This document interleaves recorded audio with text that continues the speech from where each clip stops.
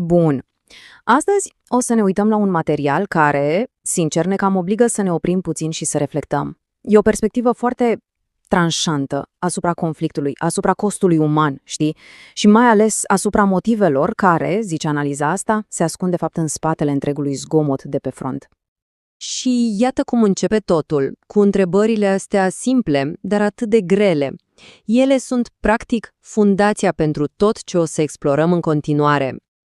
Bun, și cu asta ajungem la primul strat pe care îl desface analiza asta. Iluzia eroismului. Adică, povestea aia pe care o știm cu toții. Ni se spune de mici, nu? Că războiul e nobil, că să lupți pentru țară e ceva măreț, că sacrificiul de pe front înseamnă glorie. Asta e povestea oficială, aia pe care am auzit-o cu toții, de nenumărate ori. Doar că aici apare contrastul ăsta brutal, pentru că în spatele cuvântului ăsta mare, erou, se ascunde o realitate mult mai umană, o durere adâncă personală, despre care nu prea se vorbește.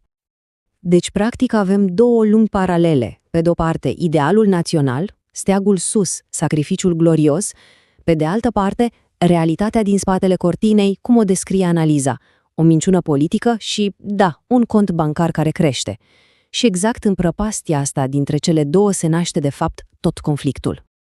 Așadar, concluzia secțiunii ăsteia e destul de clară. Iluzia e că lupta se dă între oameni, între popoare, dar realitatea, zice argumentul, e că bătălia reală e între cei care, e bine, ne folosesc pe toți ceilalți pe post de pioni.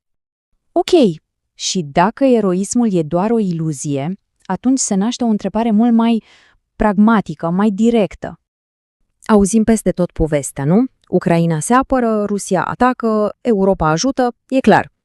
Dar dacă dăm la o parte ecranele și titlurile mari, cine câștigă cu adevărat din toată treaba asta? Ei bine, răspunsul conform analizei e destul de direct. Fabricile de armament merg foc continuu, bursele fac profituri, vânzătorii de gaz o duc excelent. Ei sunt, de fapt, câștigătorii tăcuți ai acestui război. Și poate că cea mai șocantă dovadă e un singur număr, 4. Gazul se vinde de 4 ori mai scump. O singură cifră, care, sincer, explică mai mult decât o moe de discursuri politice. Și asta duce la concluzia brutală, știi ce, analize economice, războiul ăsta nu e făcut să fie câștigat. E făcut să continue. Pentru că atâta timp cât continue, cineva face profit. Continuarea în sine devine scopul. Bun, acum haideți să lăsăm în urmă cifrele, profiturile și să ne întoarcem la costul real, ăla care nu poate fi măsurat în bani. Să ne întoarcem la om, la tranșee. Pe ecrane vedem un soldat, o etichetă, o funcție, dar în spatele uniformei ăleia e un fiu, e un tată, e un vis care s-a frânt. Și analiza asta ne forțează să vedem exact asta, omul. Și uite așa, în contextul ăsta cinic, moartea capătă o cu totul altă definiție. Nu mai e un sacrificiu pentru patrie, devine o unealtă, o sursă de profit, un număr într-un raport. Atât. Concluzia, la nivel mai filozofic, e că toată abordarea e greșită. Pacea aia reală, de durată, nu se negociază cu arme, se negociază cu inimi, cu empatie, cu înțelegere. Și asta ne duce, firesc, la o întrebare și mai mare. De ce se tot repetă tragediile astea? De ce, ca specie, pur și simplu, nu învățăm?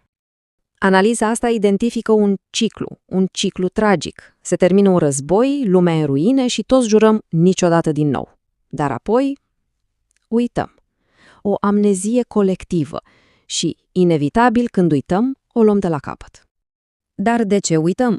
Răspunsul pe care îl oferă materialul e cinic, dar dă de gândit. Adevărul nu aduce voturi și pacea nu se vinde la bursă. Interesele mici, de moment, câștigă mereu în fața lecțiilor mari ale istoriei. Și uite așa, ajungem la final.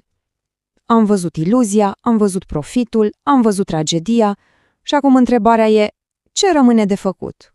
Aici apare un cuvânt care se repetă ca un refren al zădărniciei, degeaba. Degeaba le dăm arme, degeaba ne îndatorăm pentru război, degeaba plângem fiecare copil pierdut, dacă la bază nimic nu se schimbă. Pentru că, la urma urmei, concluzia finală e una singură. În jocul ăsta nu câștigă nimeni. Nu câștigă Rusia, nu câștigă Ucraina, nu câștigă Europa. La final, indiferent cine înfige steagul în pământ, pierdem cu toții. Și totuși, exact când totul pare fără speranță, materialul propune o idee, o mică rază de lumină. Și nu e în arme, nu e în politică, e în puterea întrebărilor. Poate că simplu fapt de a pune o întrebare din inimă, de a te îndoi de povestea oficială, e de fapt cea mai puternică armă pe care o avem. Și cu întrebarea asta provocatoare se încheie totul. Pentru că dacă oricum totul pare degeaba, atunci de ce să nu vorbim? Ce mai e de pierdut? Dacă tăcerea e o garanție a înfrângerii, poate că singura cale de a sparge cercul ăsta vicios e să vorbim, să întrebăm, să simțim. E o idee care, zic eu, merită lăsată puțin să se așeze.